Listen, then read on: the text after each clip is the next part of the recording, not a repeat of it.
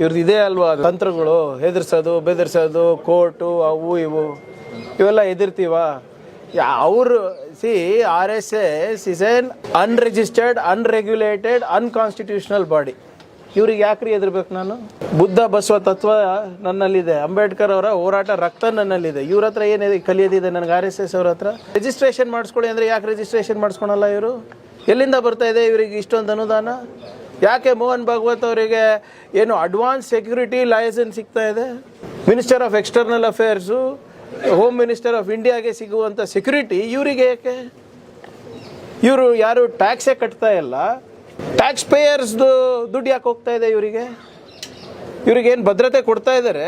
ತೆರಿಗೆ ಹಣದಲ್ಲೇ ಕೊಡ್ತಾ ಇರೋದಲ್ಲ, ಅಥವಾ ಬೇರೆ ಖಾಸಗಿ ಸಂಸ್ಥೆಗಳಿಗೆ ಇಂಥ ಸೆಕ್ಯೂರಿಟಿ ಕೊಟ್ಟಾಗ ಅವರು ಮರುಪಾವತಿ ಮಾಡ್ತಾರೆ ಸರ್ಕಾರಕ್ಕೆ. ಇವ್ರು ಮರುಪಾವತಿ ಮಾಡ್ತಾ ಇದ್ದಾರಾ?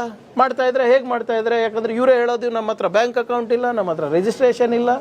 ನಾವು ಇವೆಲ್ಲ ಪ್ರಶ್ನೆಗಳು ಕೇಳ್ತಾ ಇದ್ದೀವಲ್ಲ, ಅದಕ್ಕೆ ನಮ್ಮ ಮೇಲೆ ಕೇಸ್ ಹಾಕ್ತಾ ಇದ್ದಾರೆ, ಡಿಫಮೇಷನ್ ಹಾಕ್ತಾ ಇದ್ದಾರೆ. ಹಾಕ್ಲಿ, ಅದಕ್ಕೇನಿದೆ?